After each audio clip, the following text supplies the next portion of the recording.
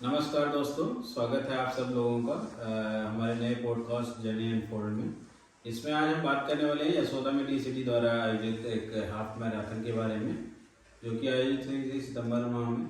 और उसमें एक प्रतिभागी हैं जो आज हमारे साथ गेस्ट के रूप में आने वाले हैं, जनाब संदेश सिंह राणा जी। तो स्वागत करिए संदेश सिंह राणा जी का। नमस्कार सम्राट जी। नमस्कार। नमस्कार। आपने हमें यहाँ बुलाया और हमें मौका दिया जी। तो जैसा कि अभी हाफ मैराथन हुई थी, उसमें आपने पार्टिसिपेट किया था पिछले महीने जी। तो कितनी दूरी थी और क्या क्या कैटेगरी थी? उसमें अगर कैटेगरी की बात की जाए तो एक 15 किलोमीटर की थी, एक 5 किलोमीटर की थी और एक 20 किलोमीटर की थी, जिसको भी हाफ मैराथन बोला जा सकता है। 21.1 किलोमीटर। ओके जी। तो आपने किस में भाग लिया? मैंने 21.1 किलोमीटर वाले में ही भाग लिया था। जी। जी। और वो दूरी आपने कितनी देरी में तय की? अगर समय की बात की जाए तो मैंने 2 घंटा 30 मिनट लिया था इसको कंप्लीट करने में। जी। और अगर जो आपका विजेता रहा वो कितनी देर में पहुंच गया? मतलब ये विजेता दूरी की बात की जाए तो विजेता ने उस दूरी को 2 घंटे 10 मिनट में ही कंप्लीट किया था और उसको उसके लिए 11,000 का कैश प्राइज भी दिया गया था यशोदा मेडिसिटी के द्वारा। कोई भी मैराथन होती है उसका कुछ टैगलाइन होता है, कोई उद्देश्य होता है, तो ये क्यों हुई थी? ये इसका टैगलाइन बोले तो इसका टैगलाइन था रन फॉर योर आपका हार्ट, आप अपने दिल के लिए दौड़िए। और ये वर्ल्ड हार्ट डे पे ही हुई थी। 28 सितंबर। हाँ, 28 सितंबर को। संडे का दिन था। जी। तो क्या क्या रूट रहे, मतलब कहाँ से शुरू हुई और कहाँ खत्म हुई ये सब? जो रूट की बात की जाए तो इंदिरापुरम यशोदा मेडिसिटी से शुरू होकर के ये पूरा एलिवेटेड को कवर करते हुए फिर आकर के इंदिरापुरम में यशोदा मेडिसिटी के पास में ही खत्म हुई थी।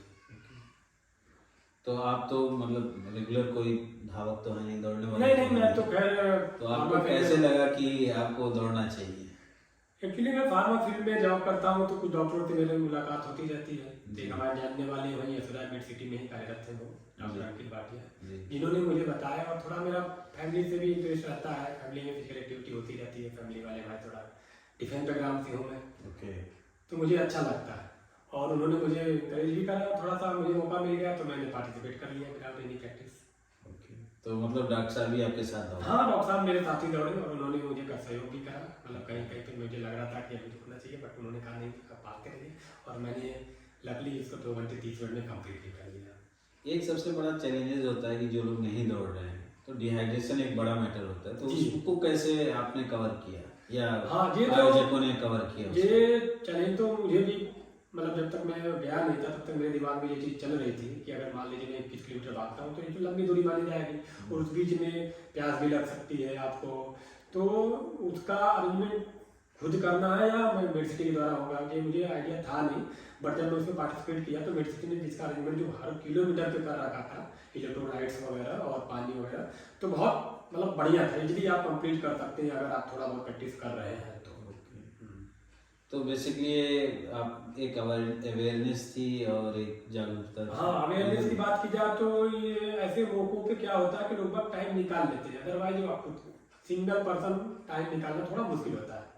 तो इसलिए ये एक अवेयरनेस प्रोग्राम इवेंट जैसा होता हाँ, है। एक इवेंट होता है और इसमें अच्छे खासे नंबर में सेलिब्रेट भी करा। 3,000 लोगों ने इसमें मतलब पार्टिसिपेट भी करा था। ओके।